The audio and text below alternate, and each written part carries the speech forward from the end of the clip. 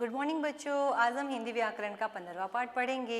इसमें क्या बताया गया है, इसका नाम है कहानी लेखन एवं चित्र वर्णन। कहानी लेखन और चित्र वर्णन। कहानी लेखन का अर्थ क्या होता है? कोई कहानी लिखना, स्टोरी राइटिंग। और चित्र लेखन चित्र को देखकर उसका वर्णन करना। तो चित्र वर्णन का अर्थ ये होता है चित्र को देखकर वर्णन करना। चलो पेज नंबर 78 ओपन कीजिए, उस पर हम देखते हैं। चित्रों की सहायता से कहानी पूरी करनी है हमको और सुनानी है। कहानी का नाम है किसान की चतुर पत्नी। एक किसान होता है और उसकी चतुर पत्नी, क्लेवर वाइफ। तो चलो पढ़ते हैं। फिर ये चित्र दिया हुआ है, हमको इसका नाम लिखना है। तो हम क्या लिखेंगे? एक किसान था, उसके पास थोड़ी सी जमीन। ये जो चित्र है ये क्या है? उसका हमको नाम लिखा है जमीन थी, लेकिन उसकी जमीन पर कुछ उगता नहीं था क्योंकि वह बहुत ही कठोर हो चुकी थी। तो कहानी में एक किसान है और उसके पास थोड़ी सी जमीन है, लेकिन उसकी जो जमीन है उस पर कुछ भी नहीं उगता है क्योंकि वो बहुत ही कठोर हो गई है। इसीलिए एक रात किसान अपनी पत्नी से बातें कर रहा था। उसी समय उसे घर के पीछे से कुछ आवाजें सुनाई दी। तो एक दिन जो किसान है अपनी पत्नी से बात कर रहा था, लेकिन उसे अचानक घर के पीछे से कुछ आवाज सुनाई दी। किसान की पत्नी ने कहा, लगता है घर में चोर घुस आए हैं। तो किसान की पत्नी क्या बोली कि घर के अंदर चोर घुस आए हैं। किसान की पत्नी का अनुमान सही था। तो जो उसकी पत्नी थी उसका अनुमान सही था कि सच में चोर आ गए थे घर में। सचमुच 4 चोर घर में घुसने की कोशिश कर रहे थे। तो देखा तो सच में जो 4 थीफ थे वो घर में घुसने की कोशिश कर रहे थे। घर में 4 चोर घुसने की बात सुनकर किसान बहुत घबरा गया, पर किसान की पत्नी बड़ी चतुर थी।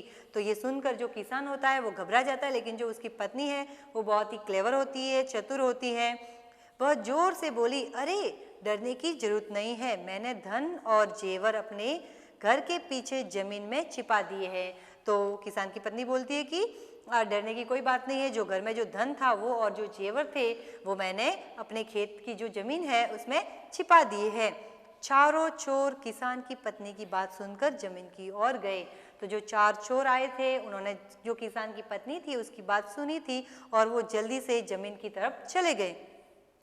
उस कठोर जमीन की खुदाई करने लगे और जो जमीन थी ना कठोर, उसकी जाके वो चोर खुदाई करने लगे, पर उन्हें कुछ भी नहीं मिला। अंत में थककर वे चले गए, लेकिन उनको कुछ मिला ही नहीं और वो थककर घर पर चले गए। दूसरे दिन सुबह किसान ने देखा कि उसकी जमीन खुदी पड़ी है। और दूसरे दिन जब किसान उसकी जमीन पर जाता है तो उसे क्या मालूम होता है कि उसकी जो कठोर जमीन थी वो खुदाई नहीं की जा सकती थी, वो खुदी हुई पड़ी थी। वह अपनी पत्नी की चतुराई पर बहुत खुश हुआ। तो वह खुश हो गया अपनी पत्नी की चतुराई पर। तो बच्चों ये कहानी आपको समझ में आ गई है। यहाँ पे चित्र देखना है और उसका वर्णन करना है। यहाँ पे चित्र दिए लेकिन नाम नहीं दिया हुआ है। तो हमने कहानी बताई, एक किसान होता है लेकिन उसके पास ज़मीन होती है, लेकिन वो ज़मीन बहुत कठोर होती है, इसीलिए उस पर कुछ भी उगता नहीं है। तो एक दिन वो घर पे आता है और उसकी पत्नी से बात करता है। अचानक उसे उसकी पत्नी को चोर की आवाज़ आती है। फिर वो बात करती है कि चोर आ गए हैं, लेकिन जो किसान होता है वो घबरा जाता है। फिर वो बोलती है कि घबराने की कोई बात नहीं है, और वो चोरों को सुनाते हुए बोलती है कि हमारे जो धन है और जो जेवर है वो मैंने खेत में छिपा रखे हैं जमीन के अंदर। तो जो चोर वहाँ से चले जाते हैं सुन के और जमीन खोदने लगते हैं। दूसरे दिन क्या होता है कि जो किसान खेत पे जाता है तो उसे अपनी जमीन खोदी हुई मिलती है और वह खुश हो जाता है अपनी पत्नी की चतुराई पे। तो इस कहानी से हमें शिक्षा मिलती है कि हमें मुसीबत में घबराना नहीं चाहिए बच्चों। तो आपको भी अगर कुछ टीचर काम देती है, कुछ वर्क देती है, अगर आपको ज़्यादा भारी लगता है तो आपको घबराना नहीं चाहिए और उसको करते रहना चाहिए।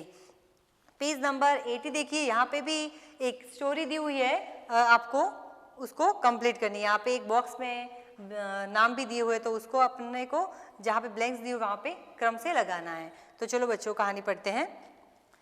गोपाल नाम का एक लड़का था। वह पहाड़ी पर एक छोटे से गांव में रहता था।